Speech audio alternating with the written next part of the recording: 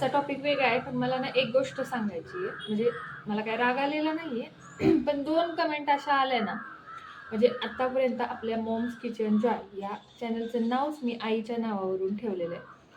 आत्तापर्यंत मला hate comment, negative comment अशा कधी आल्या नव्हत्या. पण 2 अशा कमेंट आल्या ना, त्या मी डिलीट पण करून टाकल्या. कारण मला आजूबाजूला जसे निगेटिव्ह लोक आवडत नाहीत ना, तशा माझ्या कमेंट सेक्शनमध्ये मला निगेटिव्ह कमेंटसुद्धा आवडत नाहीत.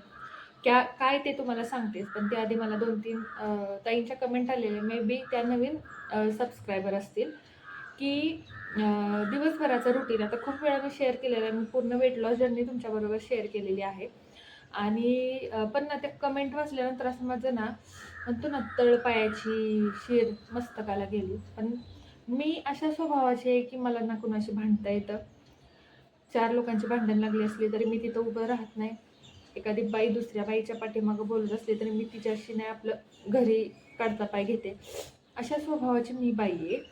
किंवा मला अशा व्यक्तींना मला आत्ताच सांगायचं आहे, तुम्हाला जर निगेटिव्ह कमेंट करावीशी वाटत असेल ना, तर माझ्या चॅनलला अनसबस्क्राईब करून टाका. मला अशा लोकांची गरज नाही आहे. कारण मला निगेटिव्ह लोक आवडत नाहीत. निगेटिव्ह लोक आसपास असतील ना, तर त्याचा परिणाम आपल्यावर होतो. आता सगळ्यात महत्त्वाचं म्हणजे तुम्हाला सकाळपासून संध्याकाळपर्यंत रुटीन जे पाहिजे होतं ते मी शेअर करते. तुम्ही नवीन असाल तर. कारण मला 2-3 कमेंट आल्या आहेत. कारण मी भरपूर वेळा रुटीन शेअर केलेलं आहे. तर नमस्कार मंडळी, मी भाग्यश्री स्वागत करते तुमचं आपल्या यूट्यूब चॅनलवर. आज मी तुम्हाला सकाळपासून संध्याकाळ म्हणजे मला बोलताना पण असं हे होत आहे, म्हणजे अशी कमेंट कसं यार करू शकता तुम्ही. तर मी सकाळपासून संध्याकाळपर्यंत अगदी शॉर्टकटमध्ये रुटीन सांगणार आहे. तुम्हाला जर बघायला वेळ नसेल तर डाउनलोड करून ठेवा व्हिडिओ. आणि नाही का, तर सकाळी डाउनलोड करून ठेवा.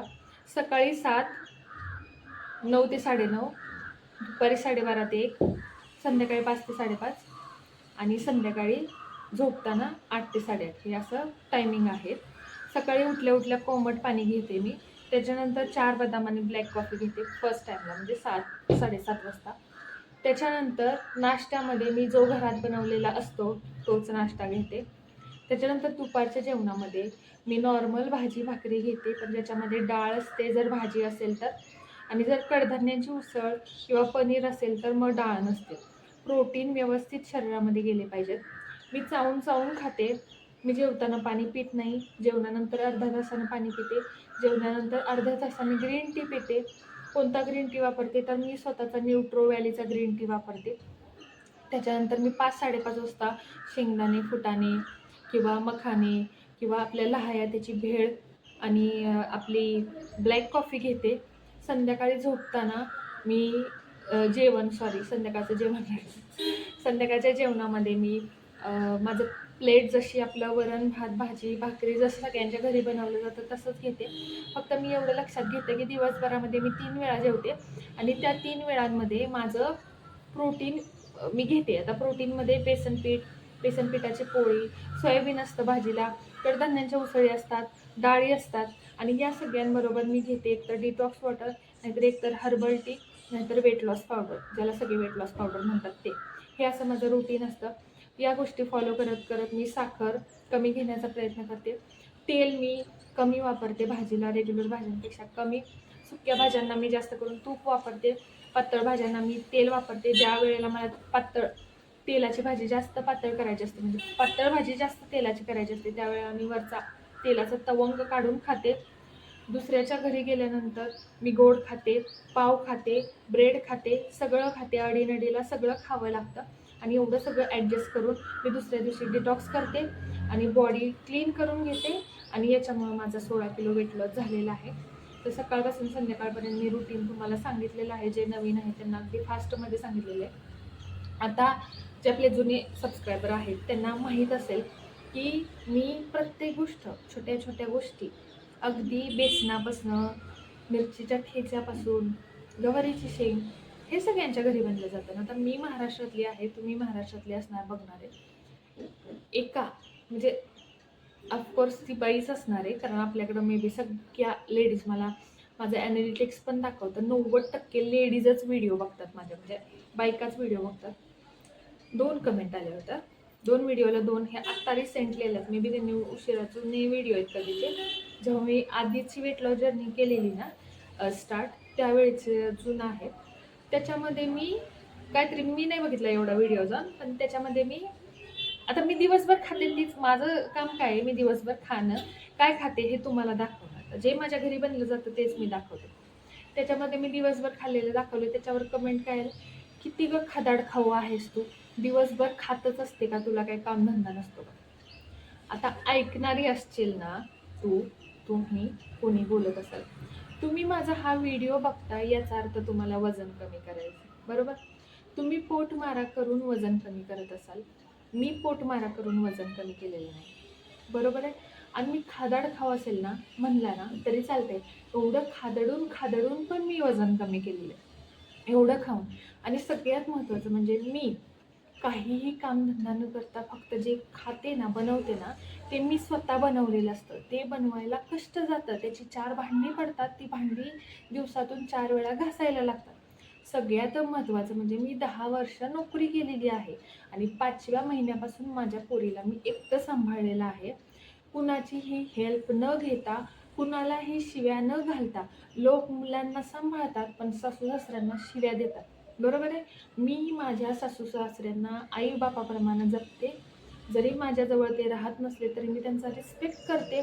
त्यांना त्यांचं आयुष्य आहे, त्यांना त्यांच्या वयाप्रमाणे आत्ताचं अल्फा जनरेशन सांभाळणं होत नाही आणि मी त्यांच्यावर ते जबरदस्ती लागू केलेलं नाही आहे. मी नोकरी करते, मी आत्ता सोडला 1 महिना झाला, कारण माझ्या मुलीला सांभाळण्यासाठी मी त्यांना फोर्सफुली इथं आणणार नाही कधी. मला जसं जमतं ते मी करते. 10 वर्ष मी जॉब केला आहे, नाईट शिफ्ट, फुल नाईट शिफ्ट करून मी केलेला आहे. श्वास घ्यायला मला स्वतःला जागा म्हणजे वेळ नव्हता स्वतःला.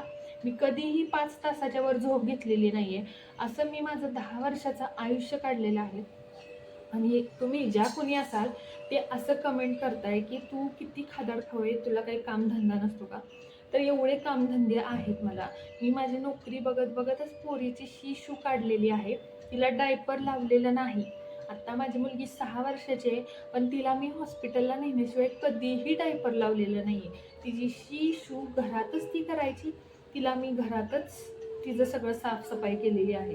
मी कधी कुणावर घरात एखादा माणूस ठेवलेला नाही आहे की ये आणि आमचं घर पोरीनं माझ्याशी केली ती साफ कर.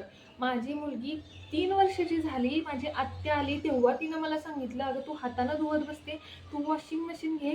तेव्हा मी साठवलेल्या पैशातून, कष्टातून सुद्धा पैसे राहत नव्हते.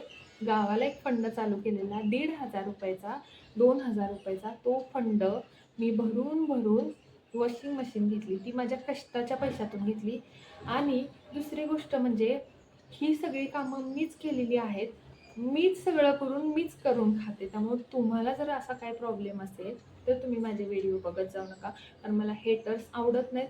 कारण मी कुणाच्या पाठीमागं वाईट बोलत नाही, कुणाला मला वाईट बोलायची सवय नाही आहे. समोरच्याला मी एनकरेज करते, समोरच्याला मी मोटिवेशन देते. तो खचलेला असेल तर तो गोष्ट मला सांगायला येतो, त्याला मी गोष्टी समजावून सांगते. कॉलेजला असताना विदाऊट फी मी पोरींना शिकवत होते. मी माझ्या आयुष्यामध्ये भरपूर पुण्य केलेलं आहे, त्यामुळे मग अशी लोक माझ्या आसपास नको. आणि दुसरी कमेंट म्हणजे तुम्ही मला बघता मी नेहमी पाठीमागे केस बांधलेले असतात. माझे केस काय म्हणतात त्याला, मला केस मोकळे सोडायची सवय नाही आहे. आता माझे केस, कमेंट काय आलेली मला, तू टकली आहेस का, एकच रोज हे करून बसते. आता मॅडम कोण असतील ते, त्यांना मला सांगायची एक गोष्ट आहे की मी टकली वगैरे नाही आहे.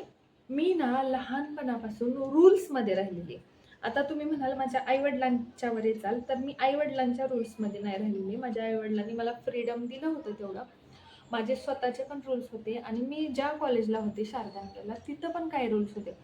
त्यामुळं मला लहानपणापासून बट बाहेर काढणे, केस मोकळे सोडणे, केसांच्या वेगवेगळ्या हेअरस्टाईल करणे, वेगवेगळे डिझायनर ड्रेस घालणे ह्याची सवय नाही आहे.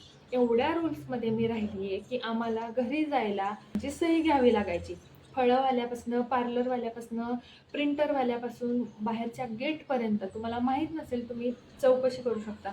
आणि त्याचा मला फायदा झाला, मी रूल्समध्ये राहिले, त्याचा मला अजूनही फायदा होतोय.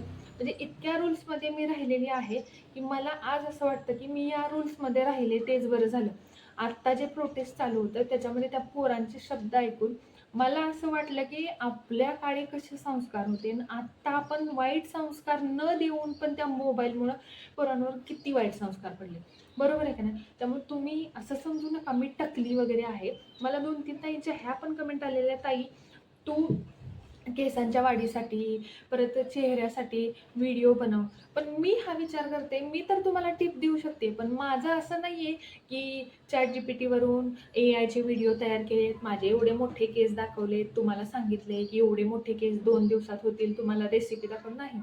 मला माझे छोटे केस आहेत माहिती आहे, कारण मला सवय आहे छोट्या केसांची. असं नाही की माझे केस मोठे नाही आहेत, माझे केस छोटे आहेत आणि मला तशीच सवय आहे.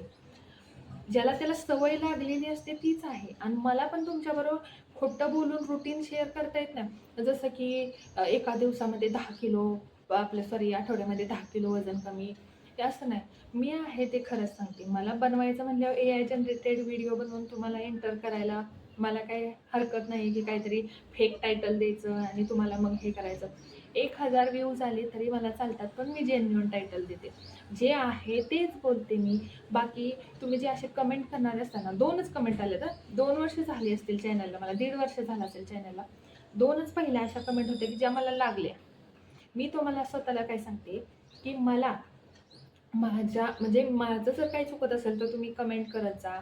त्या कमेंटला म्हणजे चुकत असेल, बाबा बोलताना काय चुकतीये, अडखळतीये, असं तुम्ही कमेंट करत जा. किंवा हा पॉईंट सोडून तू बोलतीये, जास्त बडबड होतीये, असं पण मी तुम्हाला खूप व्हिडिओमध्ये म्हणते. पण माझी जास्त बडबड झाली का जास्त, कारण माझा स्वभाव बोलका आहे आणि बोलक्या स्वभावाच्या माणसाला कुठंच गप्प बसवता येत नाही.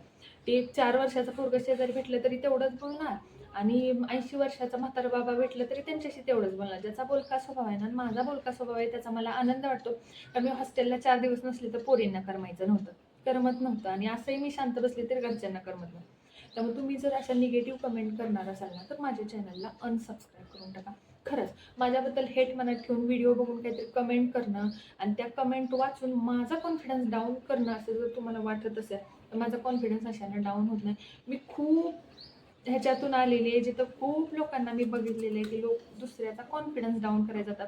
एखाद्याने चांगली साडी घातली त्याचं कौतुक नाही करायचं, त्यात चुका काढायच्या की बाई तू असली का साडी घातली, तसली का झाली, ह्याच्यावर हे मॅच करत नाही, त्याच्यावर ते मॅच करत. असे हेटर्स, असे लोक असतात. तुम्ही एखाद्याला कौतुकाने काहीतरी सांगायला जाता आणि ते माणूस एखाद्यानं चांगलं, एखाद्याची नोकरी लागली, त्याला सपोज कमीच पॅकेज आहे, 3च लाखाचं पॅकेज आहे स्टार्टिंगला, ते सांगायला गेले की समोरचा माणूस म्हणतो एवढूसच मिळालं. त्यामुळं अशा बोलणाऱ्या लोकांपाशी मी सुद्धा जात नाही.